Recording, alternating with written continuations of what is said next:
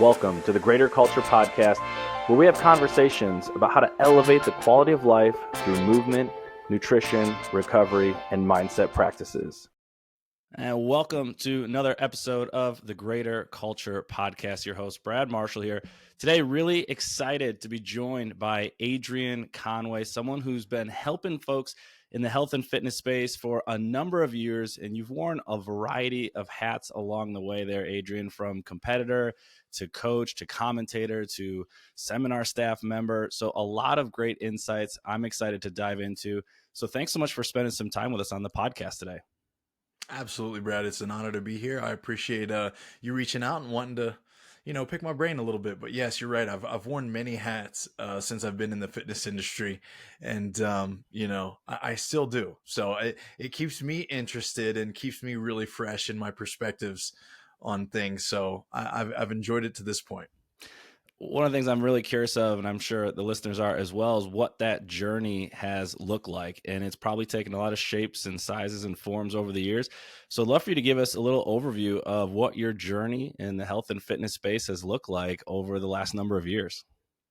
Yeah, man, I've kind of been in the space from a very broad perspective since about 2006. So I was only, 20 years old at the time. I was in the pursuit of getting my degree in human performance at Weber State University, where I played football here in Utah, which is home to me now.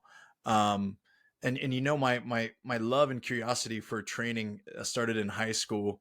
I can remember vividly my first weight room experiences when I was a very little boy, both watching my dad and my stepmom in the gym training, and then even my mom waking up at 4:30 in the morning to go to the gym because she did childcare throughout the day. So, I had some really great influences at the time of youth growing up, and I had a love for sports. So, my dad let me get into the weight room and get some things rocking and rolling at the age of about 14, where he was encouraging me, in the middle of basketball season to leave basketball practice and then go do my weight training in the gym. That way I would really have an edge on other guys when football season rolled around, next fall. So I was always drawn to it because of that. Innately, I really recognized that the weight room for me created an advantage.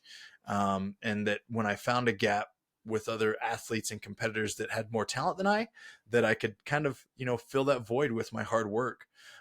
So I saw the fruits really, really early on. It drew me to it. I wanted to study it because I grew up also learning from people around me that it's really important to chase something that you love and are passionate about, well over the money that you can make and how you can provide. The ironic thing about that is that I've learned over time that if you're passionate about what you do, you get pretty good at it. And it does show its fruits to you down the road if you're really committed. So I really appreciate those lessons, and that being a huge foundation for my journey. I mentioned like in 2006, my first opportunities to train individuals were really youth athletes. So I'm talking in the range of probably 8 or 9 years old to upwards to junior and seniors in high school, where I was actually, teaching and instructing speed and agility camps throughout the summer. So I'd have a group of athletes and I'm teaching them the basic biomechanics of arm drive and knee drive and teaching them plyometrics and body weight exercises. And, I get maybe 45 minutes with a group of athletes 3 times a week and got to really see some amazing results. But those are my first influences in coaching. I would go on to get my degree, finish my football playing days in my career. I would get very involved initially in internships in the traditional strength and conditioning sector. So I was playing arena football at the time. So my lifelong dream, Brad, was to play in the league, right? I wanted to play in the NFL, and that dream didn't come to fruition for me. But I did play 2 years of arena football and what I categorized this period for me is getting football out of my system. I grew up, living and breathing it. In fact, most of my lifestyle, even in college, compared to most of my teammates, was structured strictly around creating an opportunity to be the best version of myself. And, I was the captain on the football team that everybody knew wasn't going to stay out too late. And I might be at the party, but it was really just to make my teammates feel seen. They knew I wasn't going to partake in any of the beverages or any of the other craziness that was going on. Like, I was a focused dude. And, the beauty in all that is that I was able to get football out of my system through playing arena football, but that's where I started to get my initial exposure to what CrossFit was. And I did that because I was dabbling online and I saw like CrossFit football. So, when you're playing arena football, it's not like they have these elaborate weight room setups, and it's not like playing the NFL. You don't have a strength conditioning coach. Just like you show up to practice, you get your spot each week on the roster. You're pumped about that, and then you go play your heart out. On the weekend nights that your games are, but you also have to work a part-time job because the checks aren't very big, and each week actually isn't guaranteed. It's quite a cutthroat business because the roster isn't set. Each season it's set each week. So I was still coaching and training athletes, and I was dabbling with. Are you familiar with John Wellborn at all, Brad? No. So John Wellborn is a previous NFL football player. Fell in love with CrossFit. You can learn more about him by watching a documentary called Every Second Counts, because he's this big, burly offensive guard physique that was competing at one of the original CrossFit games. And this dude is like big, large, yoked, strong, but also chiseled. And in the NFL at that time, most of the big offensive linemen were flabby and sloppy, right? So this was a guy that was actually very intuitive in his training and his nutrition at that stage in his career. And he found CrossFit and explored what it was like for him. And he basically molded the methodology so that it suited power athletes. And so it's biased CrossFit, if that makes sense, right? So it's daily, you're handling heavy loads, but you're doing plyometrics as well, but in the form of, some lateral agility work and lateral sprinting and bounding and things that elicited a response to, peak an athlete that was still specifically involved in like rugby, hockey, soccer, football, that didn't need to necessarily be doing ring muscle ups and such. And so that was my first exposure to what CrossFit kind of was. And that led me to dabbling on CrossFit.com and all these wonderful things. This is probably somewhere in the neck of the woods of 2010. I was fortunate enough to be doing, I worked for a company called Basics Human Performance, where I did most of my coaching and training for my clients. And I got continued education credits every year, right? Like, so I could accumulate, they'd cover me to go do some type of certificate. I was like, hey, I might as well take the CrossFit level 1. I'm curious about it. Took the CrossFit level 1. Chris Spieler, Eric O'Connor, Miranda Oldroyd, a bunch of OGs in the space taught me throughout the course of that weekend, man. And I drank the Kool-Aid real hard. I went and scoured the internet, because I knew about it to a degree, but I didn't really know. There was a ton of skepticism for me coming from the traditional strength conditioning side of things, where I was like, okay, a lot of this doesn't rationally make sense with what I've learned over the last 4 years, or, throughout the application with a lot of these sport athletes that I coach. And, but when I sat there for 2 days and got to experience it and understand it at a deeper level, I was like, okay, this is really actually on to something. There's a lot more rhyme and reason than I assumed. So it created a passion for me. I looked up the CrossFit Games, saw this was the year, 2010 was the year Graham Holmberg won the CrossFit Games and Rich Froning came in second. So just before he went on his run of 4 consecutive titles. And I was like, oh, I want to do that. I think I can compete against those guys. And for me, hanging up the cleats from football, it was kind of like a no-brainer. I wanted to jump headlong into something, and that gave me that opportunity. Me wanting to compete led me to the opportunity to do some coaching and affiliate. I fell in love with that. Because I selfishly found CrossFit, man. I wanted to just win. I wanted to, make it to the games. That was it. Wanted to win some money and be the fittest man on earth. I thought that could be pretty cool, or at least one of them, right? But I did fall in love with the community. I fell in love with the aspect that in the private sector, I get an opportunity to have people pursue me as a coach instead of in a lot of times when you're training sport athletes, and Brad, I'm sure you've encountered this at some point in your career. If you're training young athletes, a lot of them can be excited and they want it, right? But when you train a higher talented group of individuals, there's some folks that don't really want to train. And the harsh reality is that some of them don't need to as much as others, right? For me, that's a really hard thing to deal with because I'm a hard worker, man. I love the grind, right? I really do. I love the grind. I love to put my all into something. I love to, do it with teammates so that they can trust me and I can develop trust in them. All the wonderful things that happens with team sports or individual sports. But I noticed that in the CrossFit space, people were showing up into the gym because they wanted to change. They wanted something different. And here I had all these years of traditional strength conditioning knowledge in my mind.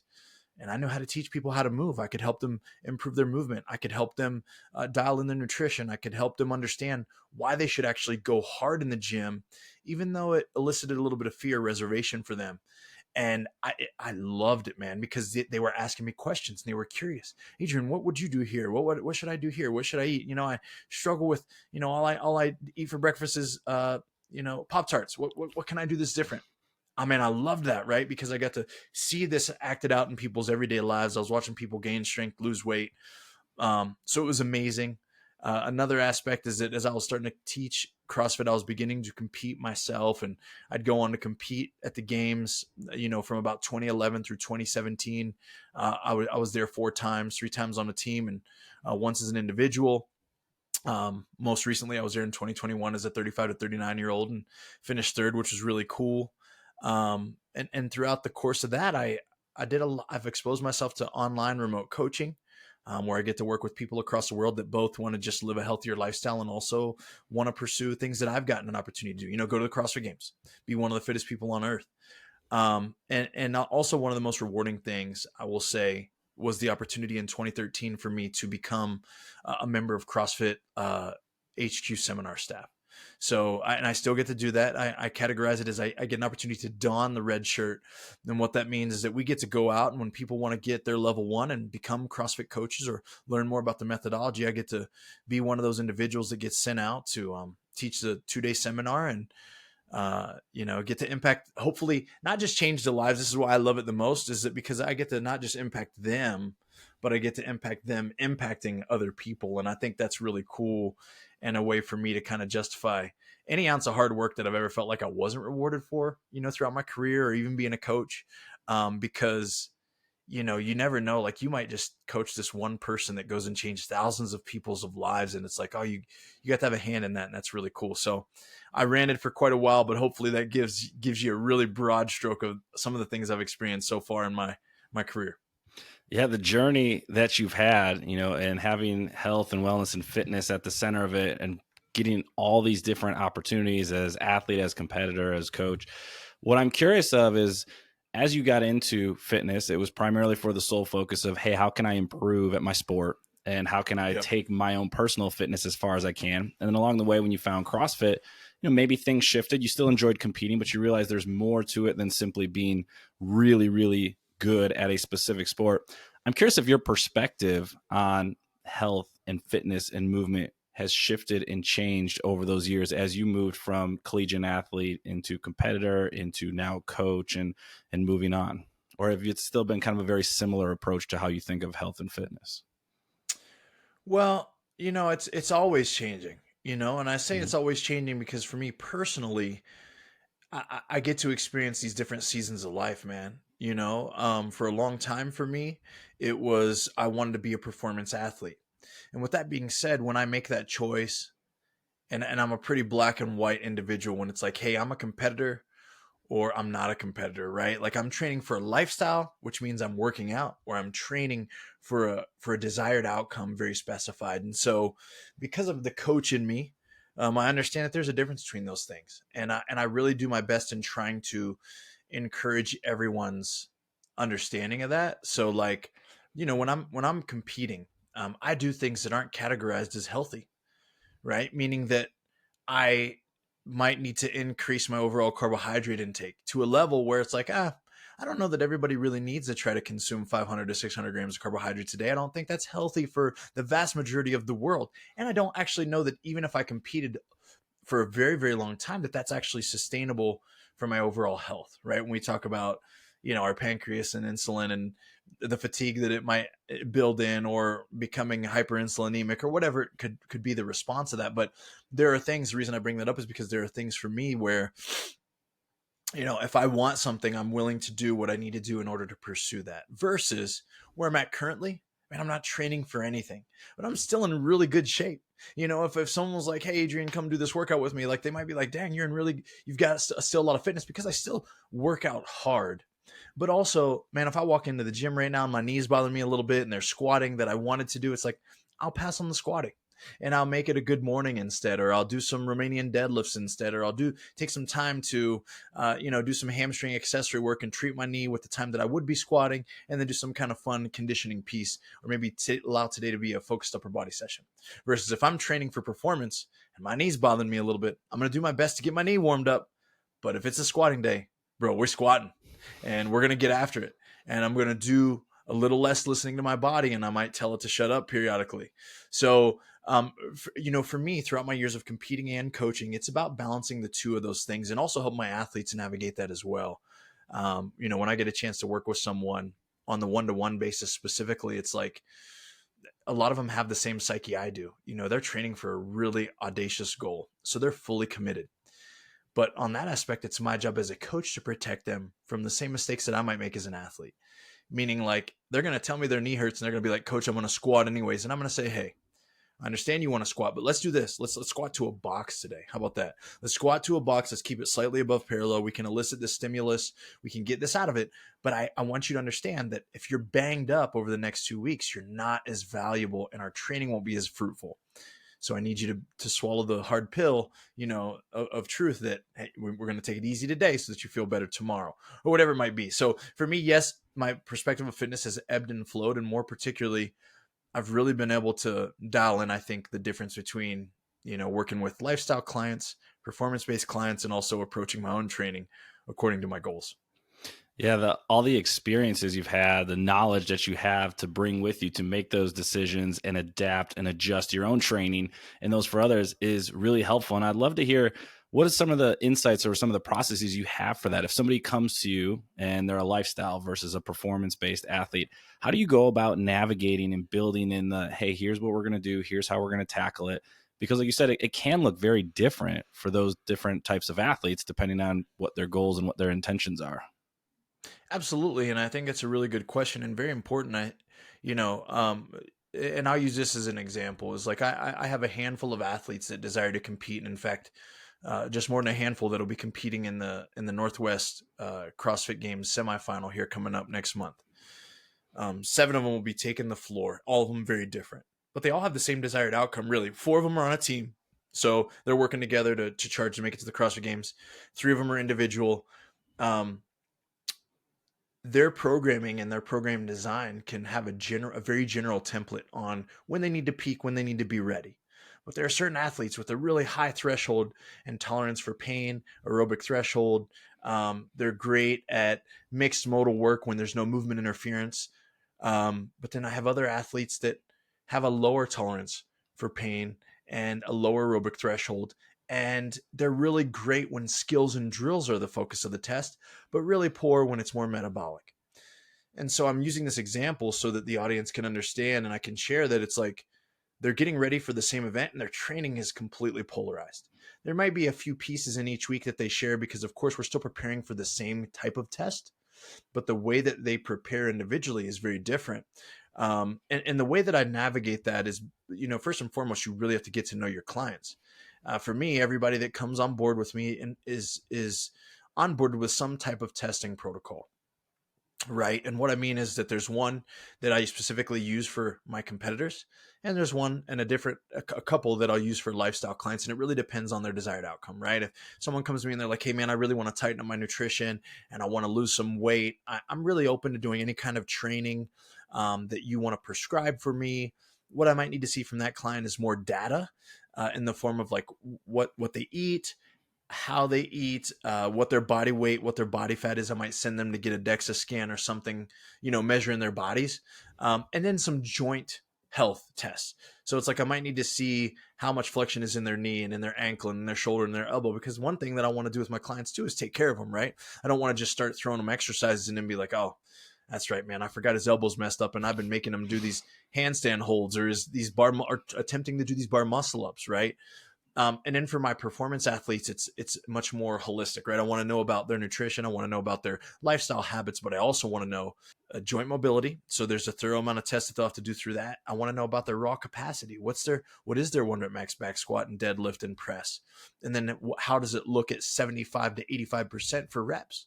And then also, how does it look at 33% on their one leg only for reps? How does it look at 33% of their body weight in one hand for a strict press at a tempo? It basically takes about 2 weeks to get someone onboarded at minimum for one of my performance athletes. And it's because I need to know those numbers about them and that data so that I can navigate the way their programming looks for the long term. And it's really, it could be that one person wants to get ready to compete in an in-person event sometime in January. Another wants to go to the CrossFit Games.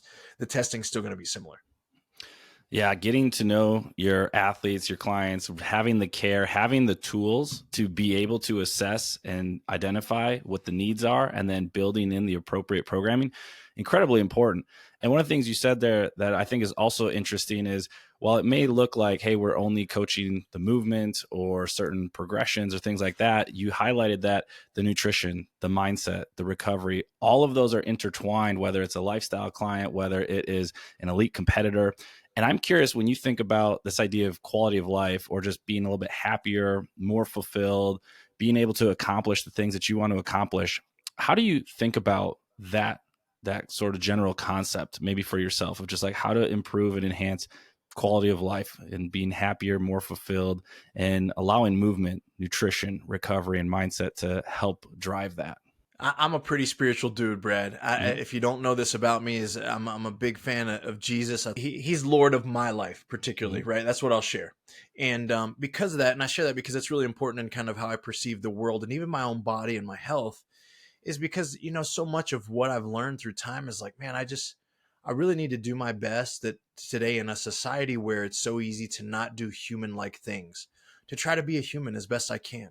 And when I say that, what I mean is like, gosh, I should try to wake up and move and sleep with the sun and the moon, right? Like, so when the moon comes up, I should be probably getting my butt ready for some bedtime activities, right? And when the sun comes up, I should be ready to rock and roll for my day. And when it comes to like my food and my nutrition, I should probably go out and try to find some food that I would either hunt or grow myself. And that should make up the vast majority of my diet. And that, having that understanding for those basic things, to me really helps me kind of desire those things, because it's not easy, right? I'm surrounded in a world where even myself as a coach, I wake up very excited to do my job. But my time is very finite, and I got a great family here that I want to help raise and spend quality time with. Like, that's the reason that I work a job to begin with, is to provide for them and hopefully have some freedoms, so I can influence them and share memories with them. So for me, it's like, okay, I'm always tempted to work a little more, or to increase my bandwidth some way, which might mean like, let me cut a corner on this meal prep so I'm gonna just go grab this Hot Pocket from the freezer. I'm gonna just go grab this bag of chips or this protein bar from the pantry instead of eating real protein, or making myself some eggs in the morning with some vegetables, or, whatever these things are. But for me, and again, I keep saying for me, because I want people to understand that, I would never push this on someone else if they didn't desire it, but having this kind of like spiritual perspective of it makes me desire to want it more, right? So I feel like there's some more there's a more intimacy to the food I eat, to the sleep I'm trying to get, to the relationships that I'm trying to foster with other humans, and not just stare at my screen all the time and all day long. Because, hey, man, I'm entertained by social media just like everybody else. But to me, it's like, I think I'm really designed to look people in the eye, the people that I'm surrounded by specifically, and try to interact with them and give them my best, instead of sometimes letting social media get my best, or even my clients, So for me, being happy is trying to really find that for myself, and also give people an opportunity to find it for themselves.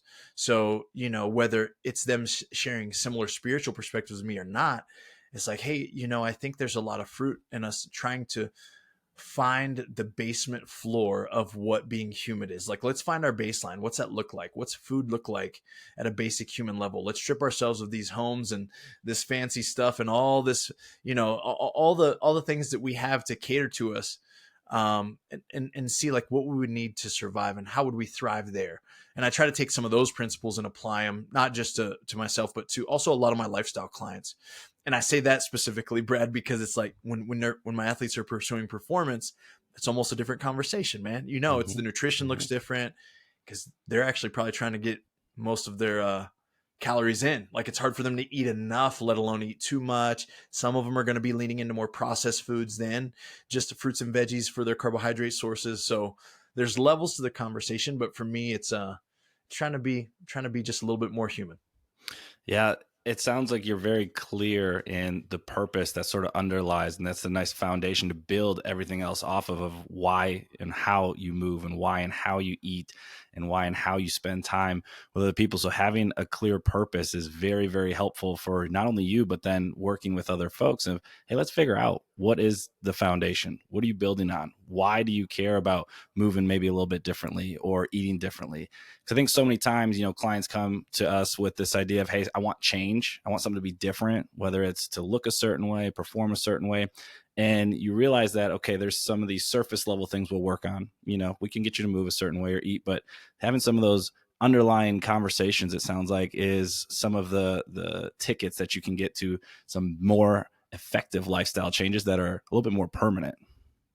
Yeah, you know it, man. It's like the truth behind it is that I can tell anybody. I could tell you right now and be like, hey man, I can give you exactly what your macros should be. I give you a full week of nutrition laid out in front of you. Oh, you told me your favorite foods, Brad. Okay, well, here's a grocery shopping list, and oh, here are the meals, right? Like I could give you everything. I give you the list of exercises that you should do, what time to show up at the gym, how to warm up for it, how to cool down for it, and say like, yo man, if you do this for the next 45 days, you're going to lose 12 pounds. You're going to do this, you're going to do that. It's going to be awesome.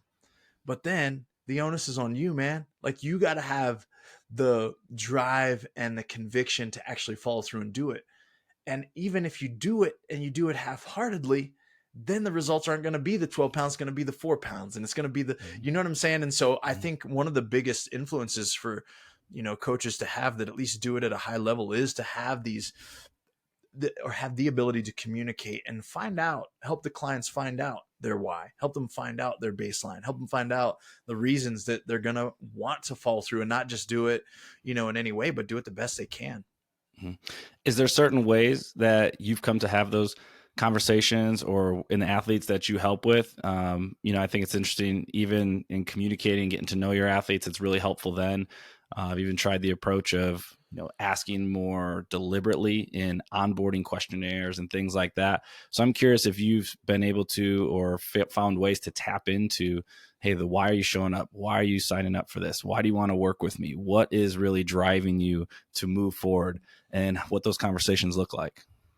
Oh yeah, man, absolutely. And I'm still learning every single day, bro. It's like, one of the biggest things and the biggest challenges to remote work is that, you don't really get to feel the other person's presence a ton. We might get calls like this. I try to connect with all my athletes twice a month like this, right? Even if it's for about 20 to 30 minutes, but that's really a lot of the value comes from. I think it's easy for me to program really great programs for everybody. I really do. I've been doing it long enough that it's like I can look at someone, they can tell me their goals, I can see where their limitations lie, and like, okay, cool, here we go. Like here's what we're gonna do for the next 4 weeks, and hopefully here's the outcome. But for me to optimize them, it's like I got to spend time just getting to know them a little bit, and it's asking, the questions don't got to be weird, they don't got to be awkward, but also one of the biggest, someone asked me this today. It's like, hey, what are one of the biggest things that you expect from your athletes? It's transparency. And so without the transparency and the vulnerability, we can't really progress a ton. You'll do the workouts, and I'll encourage you and challenge you and, try to spur you along, but I can't really challenge you in the way that often athletes need to be challenged, or encourage you in the right way, if I don't know you pretty deeply, right? And so, one of the simple questions that I ask people before I even agree to work with them is like, why do you want this relationship? Like, what's the optimal outcome for you? Because some people have a response, and I'm like, I don't actually know if I can serve that great. So we might not be the best fit, right? And that's okay. It's just an honest conversation. Having the honesty from my perspective to tell them like, I'm not gonna know you until we have several of these, right? Mm-hmm. And that looks like, hey, do you have kids? And if you do, what are they into? What are they like? Has parenting presented challenges to you? Do you have a spouse? Do you have a partner? If so, what's their name? What do they do for a living? How do they support your journey that we're on together, with you being an athlete, or you losing weight, or you getting fit? And just, I think the overarching theme here is that my questions have evolved over time, and what continues to help me, and I remind myself of this all the time, is ask that next question. Be willing to ask that next question. So a lot of things can feel superficial to start, right? But it's like, hey, Brad, what's your favorite color? Oh man, I really like red. Oh, that's cool. And we can move on from that. That's awesome. I learned Brad's favorite color today. But Brad, why is your favorite color red? Red of all colors, man. And then it's like, oh, well, you kind of explain. Like, I think it was something that I saw when I was younger, and like this happened, or it was a Superman. He got it. His red cape is awesome. I'm like, oh man, that is cool. What is it that you like about Superman?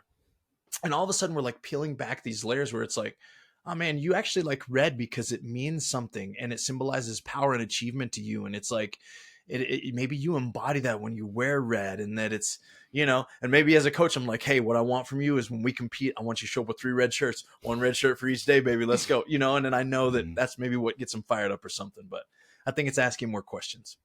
Yeah, I can sense the excitement you get from being curious and trying to figure out, like, all right, we've got this idea, we've got a plan of how we're going to try and get you closer to those goals, but let's figure out like what's going to really drive you, what's going to keep you motivated, how can I get to better know you so I can better serve you as a coach, and the curiosity and just asking that next question. Because I think, like you said, that's what elevates the coaching role, and that's what elevates your ability to connect with folks. It's great to know the progressions, it's great to know the movements and how to help people in that regard, but the elevated level of coaching comes down to being able to connect with folks and then figuring out how do we work with humans, because sooner or later things are probably going to not go the way we'd like. We're probably going to fall off track, and we got to figure out as coaches, how do we continue to build that relationship to get people moving in the right direction regardless of what their goals are. Absolutely, man. You hit the nail on the head. I think it's very true. It's, coaching, there are always going to be a lot of great coaches with great minds. There really will. And there are going to be people that are way more intelligent than me. I'll tell you that, in droves. But I think it really comes down to, and I think I've gotten the opportunity to experience this too as a competitive athlete, where, my favorite coaches, looking back, weren't always my favorite coaches in the moment. And I say that because they were the ones that asked the most of me. And sometimes it annoyed me, or it made me feel like they were being too hard on me. I can recall a very specific coach. His name was Casey Walatich, that I had at Weber State University, was our running backs coach. And at the time, I was just coming into my first year as a starter, as a sophomore there. And I was having a really great season.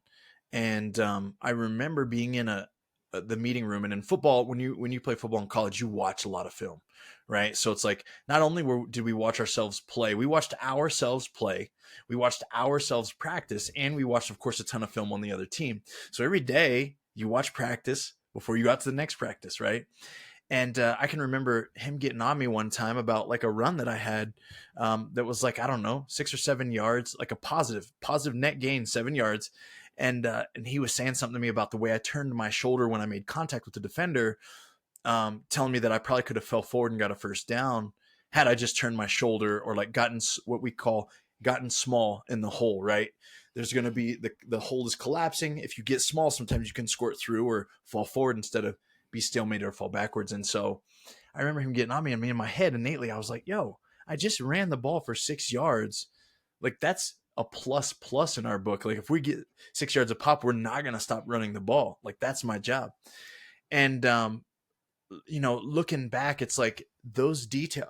I would go on to play for several other running backs coaches. And this is how this whole year would go. It was my best production year that I had in college. But sometimes I would be really annoyed at this dude, right? But I would go on to have other coaches throughout my career, and they wouldn't be as hard on me. What they would do is they would identify me as the starter, the captain, and they'd be like, "Oh, okay, cool. Adrian got this because he clearly knows what's going on. He's done this before. He's had this." But it was like Coach Walatich had this ability to see past me being the starter or the guy, or see past me with my experience, or that I was just going to do what he asked of me. And so he doubled down on that. And he was like, cool, I'm going to ring this guy for every ounce of potential that he's got. And I'm going to push his buttons. But guess what we're going to do? We're going to get the most out of this particular athlete. And so for me in my career, I've always tried to think about that. I've got talented athletes, and it's not my job to coddle them or make them feel encouraged. It's my job to allow them to feel seen and heard, but also for them to know, like, I'm never going to be satisfied with this thing until you reach the goal that you want. right? Mm-hmm. And if that means that you want to be the champion, then that's just the way this is going to go. And I will always be able to nitpick and find something that we can develop and work on. And that's me keeping your head in the game and keeping your focus right. And sometimes it'll feel tried and they'll be like, man, I just kind of want to celebrate this thing. And that's okay. We'll celebrate. They'll be short-lived though. We'll go right back to work. And that was just one of those things relationally that, as you mentioned, that it popped up in my mind as something that I've always been appreciative is coaches that really dig deep to coach and continue to bring value no matter where you're at, no matter what your experience level looks like. Yeah, I can see how the experiences that you had as an athlete and all the variety of coaches, you're pulling essentially all the best characteristics that you've experienced or been helpful for you, and now trying to implement those as a coach in the athletes that you see and work with, because taking the best from all those experiences over the years is hopefully creating the best version of you as a coach. And as it relates to working with those athletes, I'm curious on your thoughts and perspectives on this idea of establishing and setting goals, whether it's performance or whether it's the lifestyle athletes. Everyone comes in with sort of this idea, goals, or something they're striving towards.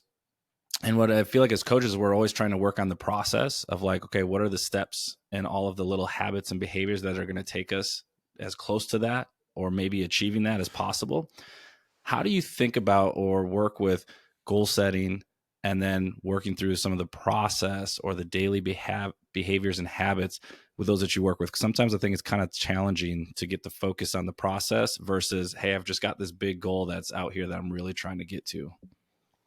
Yeah, that's really hard. And I say that because we live in a society, and from a very broad perspective, it's all about the winners, Mm-hmm. right? Everything is about the winners. And I'm starting there because in sport and in life, that's who gets all the attention. And the thing that we want to do is we aim to be a winner. The downside is that when you play a sport like CrossFit or, many sports similar, whether you're in NBA, whether you're in NFL, it doesn't matter, but there's usually one champion. Mm-hmm. And that means the 99.99999% everybody else is the loser. Mm-hmm. With that being said, and understanding the likelihood of high level success, I think that you have to have the ability to communicate and allow the athlete to experience somehow the small victories in the process and allow them to feel them, right? So what I mean by that is that, if someone has I just want to go to the CrossFit Games, coach, that's my goal, right?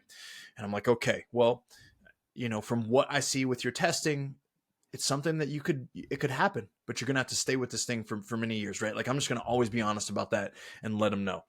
I give them a general timeline, but also say that, in our sport of fitness, we're never chasing the static goal. It's very dynamic because everybody in our sport continues to improve. So you're aiming up here, right, for your goal, and you're right here. But guess what this point does every year? It just keeps moving. We have to train in such a way that we exponentially gain ground on this thing, so eventually we can catch it. It's hard. It's a hard game. And not to mention that also it's not linear because the tests are different every single year, right? Our open workouts, they're always different. The semifinal workouts, quarterfinal workouts, they're different. It's constant variance. So I love that you asked this question because for this sport specifically, it's very, very, very different and unique. And the way that I like to do it is work backwards. So this is our overarching goal, the CrossFit Games. Well, what do we first need to do to go to the CrossFit Games, man? We got to make it to semifinals. Well, what do we got to do to make it to semifinals? Well, we got to make sure that we don't just make it out of quarterfinals, but we make it out of quarterfinals convincingly. Because until you are a top quarterfinal finisher, you're not going to be a top semifinal finisher, right? It's very rare that you're going to see someone barely squeak into a semifinal through the quarterfinal qualification process and then all of a sudden just be a top 5 person that goes to the CrossFit Games. So there are processes and establishments. And as we look through this process and I kind of go over with them that tier, then we look into what makes that type of athlete. So we have some very generalities that we can say, well, if you're a male, I want to make sure that you can snatch 275 pounds and clean and jerk 335 pounds, and that you can run a 520 mile or below, and that you can do 20 ring muscle ups unbroken, and that right. And so I have, again, this large scope. And that's another rung of things that we can focus on. And then I compare it to where they're at currently with that 2-week testing block that we talked about earlier. So now they got this data for themselves, and they got this data that I've walk them through and where they need to get to. And then all of a sudden, instead of worrying about the CrossFit games every year and trying to get back to like, oh, I want to be the champion. I want to be the champion. No, what you want to do is let's work on getting that 17 ring muscle ups to 20. Let's work on getting that 522 mile to a sub 520, right? Because these are all check marks that we can be working toward. And then it's the same thing with being able to put together. Then we can step back. And as we're starting to make these check marks throughout each quarter of the year, because, I like to break things into a bit of a periodization focus where a lot of the year we are going to hone in on making new check marks on our list. And then we're going to work on combining these training methodologies so that we can get ready for our test, which is the open, quarters, and semis in our sport. And so as we make these check marks, then each year now our focus can be to get a bit comparative to the field. Okay, well, in the open, this year I finished in the, 90th percentile. Last year I was in the 81st percentile. It's like, awesome. Well, look at this jump that we made. Allow them to feel the fruits and the victories there. But for me, overall, I like to set a high standard. I want to know what they want to achieve long term. And then I want to set some micro goals. And I want to work backwards from those micro goals. So every day we have something to focus on and we're progressing towards. Hey, coach, I haven't done ring muscle ups in a while in my programming. I know that because we've been doing low ring muscle ups. I want you every day to focus on the mechanics of this movement. I don't see that you're limited by your pulling and pressing strength, Brad. I see that you're limited by the technical aspect and the proficiency in that transition. Let's hone that in. And every day, let's hone it. And then all of a sudden in 10 days, we're going to really test it again and see how this played out. And so hopefully having these conversations, the hard part about this, again, is if it's remote, it's the conversations that brings the real fruit. But then it gives them this catalyst to see like, all right, I don't need to see so far away and I don't need to be discouraged if I'm not there yet because I got all this other stuff that coach wants me to focus on. Mm-hmm. Breaking down the big goal into the daily actionable habits or behaviors, that is the true test. And so the way that you just broke that down of, hey, we've got a big goal. Now we've got some benchmarks. And from there, now we can actually tie what I'm doing on this specific session to eventually leading towards that big goal that I've got. That's a huge, huge benefit as a coach, but then also getting the athlete to buy into that of like, hey, if we just focus on the little daily behaviors, the big stuff, that'll start taking care of itself. But all we can focus on and control is the little things on the day-to-day basis. And some of the things you highlighted there, very technical or benchmark or numbers driven. I'm curious in your experiences of being around the sport, commentating on the sport, you've seen and interacted with a lot of athletes. One of the areas I get most excited to talk about is this idea of mindset. And I'm curious if there's certain traits or characteristics, mindset skills that you've seen are really helpful or meaningful in athletes. Because like you said, everybody can get the programming. Everybody can get what's being asked of them for sets and reps and weights. What is it that you've seen or maybe even experienced for yourself that helps differentiate or helps some athletes seem to advance or progress maybe faster than others based on the mentality, some of the mindset skills or traits or characteristics that they have? That's a powerful question. Some of the most successful athletes I've ever been around, there's this it that we talk about that athletes have, and you can almost sense it, right? Not all of it is, not everyone is the same, and everyone's swagger or their aura is a bit different. But I will say that one of the strongest, to me, polarizing characteristics of greatness is being relentless to losses. And what I mean is there's no, so every athlete, every human experiences setback and loss. Champions, people that go on to persevere these things long-term and at a very high level, they're almost numb to some of those setbacks. And in fact, they're so little affected by them that they turn and use them as fuel. So while a loss is devastating for a moment to everybody, or a setback is devastating, they have a very unique ability to transfer this loss, not just into a lesson, because that's a whole nother skill set. Every loss can be a lesson, sure. I think that's a cute mantra. That's great.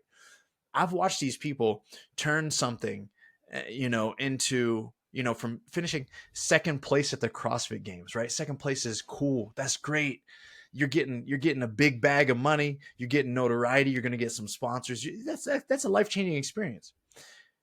People have turned getting second place at the CrossFit Games into the biggest chip on their shoulder so that they could go on and create this onslaught for the rest of their career right on the rest of the field.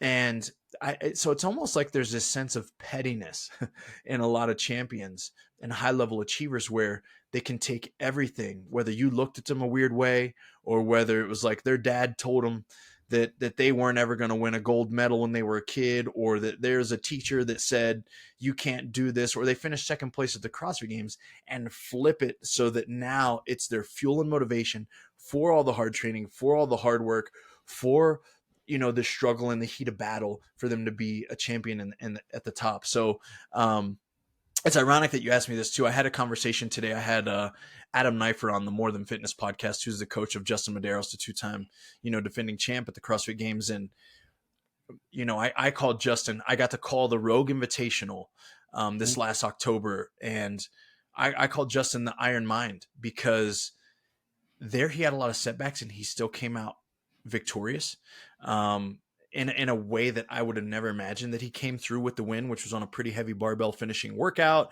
He's not going to be the favorite in this type of event, but he just stayed tried and true. And I asked Adam, I was like, how did that experience feel for you? I was like, because we know Justin's well-rounded, but we also know he's not necessarily a home run hitter, right? He was in a pretty vulnerable spot there to just kind of get second or third on the podium. And he was like, Adrian, I kid you not, like I watched that like a fan. I was so impressed by him and the way that he stepped up and like stayed, it's just like he couldn't also as his coach even be in awe of the way that he was able to make really hard choices within that 3.5 minute window of that workout to not go too fast, but not go too slow and put himself in the right place at the right time. And, he equally shared that it's like, from a mindset perspective, that's something that's so hard to teach. And that it's almost one of the aspects where it's like, man, if we could can that somehow, if we could can that and scale it, you know what I'm saying? Well, we could be the best coaches in the world, man. So I think a lot of it is going to be hit or miss. But from a coaching perspective, for me, it's like, how do I communicate that to my athletes? Is I think it all starts back to where our conversation was initially with like helping them find a really strong why. And kind of defining what that looks like for them when they do have moments of setback and victory and how they're going to navigate it.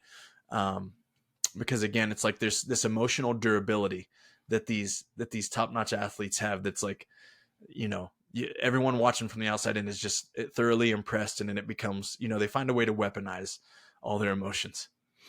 Yeah, those examples you provided of, whether it's somebody taking second place, somebody being put into a corner, and their ability to take the experience and turn it, flip it, do whatever they need to do to turn it into their favor. It is one of those characteristics of really great athletes. I think we've seen, I've heard the stories of Michael Jordan would create narratives and make up stories about a guy just so he could go out and dominate him that night. And the guy's like, I never said that. And Michael's like, I don't care. I made it up so I could beat you. So there is something to be said there of that relentlessness and creating the environment that's going to be best for you, because that worked for Michael Jordan, but that might not work for you. So figuring out how to allow you to be as present, as connected, as focused as you need to be for that specific task or that performance, that's really the name of the game. And for Justin at Rogue, having Patrick Vellner be 2-3 reps away from potentially winning that thing, but he stayed in his own lane and he's like, I'm going to do what I need to do. And it ended up being really successful for him. So I think it's really unique that every athlete's going to have a different mentality. There's not a one size fits all approach, and continually practicing and honing of what works best for you in a variety of environments. That's what's going to help take you to a level where you're going to be satisfied and happy with at least the effort and the performance and everything else that you put out there on the floor. Absolutely. Couldn't agree more, man. I think you hit the nail on the head. It's watching these competitive athletes, and even now from a commentator perspective, getting to kind of cover the sport and remove myself, while being a coach certainly influences the way that I get to cover and speak about the sport. It's like getting to remove myself from coaching and influencing the athletes there on the floor and just watch and soak it in. It's so telling on, being able to see who and why they come through at the end. You're like, oh man, some of this stuff starts to become more obvious to me when I just kind of remove myself and just watch from that the the higher up version and get to see it all Mhm. play out. Yeah, being a fan, I can imagine as a commentator, sometimes it's hard to like remember. I still got to call the event because you're enjoying and just taking in so much of what these athletes are capable of and what they're able to demonstrate and show on the floors is really just incredible. So I imagine it's probably tough. Some moments in there, you're like, I got to keep talking, even though I just want to sit back and enjoy it like everyone else. Oh, there's no doubt about it, man. That was one of the hardest things for me is that when I actually watch an event, it's very hard for me not to be pretending I'm the athlete. So when Mm. I'm watching an event, I find myself like, if I'm at home, not calling it, I'm like tense on my couch, kind of visualizing how to breathe. Okay, I dropped the bar. And so if I catch myself in that type of flow while I'm calling something, then I got to bring myself back real quick and be like, okay, no, I gotta talk about what I'm seeing, not just live it out, you know what I mean, internally in Mhm. my head. So I think some of it creates an advantage and probably why I get asked to do a little bit of that stuff because I've taken all these what I tell my athletes are called ghost reps, right? Like I could be watching you, Brad, do a workout. I'm gonna be there with you mentally though, because I want to almost pretend I know what that stimulus is like, so that when I get a chance to do it, I can do it the best that I can. I get to relive it twice, then once through you, perceiving it take place, and then once when I'm out there really taking it on. And I think that's kind of, hey man, if you can do that for some of these workouts, some of these athletes, then it kind of gives you a hand on being able to speak to it a little bit better. Yeah, I know that's one of the reasons I know I've really appreciated listening to you call events sort of as that color commentary. You've got the bevy of experiences to pull on so you can speak to what might be going on or what they might be experiencing or feeling in the moment to understand why they're attacking this workout the way they are, maybe ways in which they could be more effective. So it certainly pays off, and it's been a joy to hear you call some of the different events over the last couple of years. Oh, dude, I appreciate that. I'm so grateful, and I'll get to do it again here at the East Coast. So I'll go down and I'll be down there in Orlando to call that big semifinal, which is going to be a huge blessing. I'm excited to be down there and calling that. Yeah, really fun upcoming couple weeks here of the Oh season man. where 60 athletes getting together and 11 or 12 are going to move on and experience what it's like to be at the game. So excited for you and excited for the athletes that you have a chance to coach. And I'd love for you to share with folks here as we bring to a close here, how folks can get connected. So you're the head coach of Train to Rise Up. So how can folks get in touch with you or connect with you? You've got your own podcast. You help out with the CrossFit podcast, a lot of ways that you're trying to help the community here. So love for you to share with folks how they can get in touch with you if they're interested to learn more or follow along with some of the things that you're putting out into the world. Oh man, well, thank you, and I appreciate that. I got my Instagram handle here. If you guys are watching this, it's at Adrian Conway _. That's how you can find me on Instagram. That's a great place to kind of stay in the loop of some of the stuff that I have going on. And you can also follow us at TTRU Fitness, and that's True Fitness. That's our training program, where I offer an onslaught of strength conditioning from a competitor's style programming for masters and teens, and also individuals that want to pursue competing at a high level headlong. And then I've got the everyday tracks as well: True 60, True 30. We've got True Aesthetics, True Strength, and True Endurance. So we got a little bit of something for everybody there. I am on podcasts though. I haven't recorded for quite a while throughout this season, on Wod and Pod, which is kind of where I got my initial start in the podcast industry. But more of late, you could catch me on what's called More Than Fitness, and it's a podcast that I run through the CrossFit Games channel.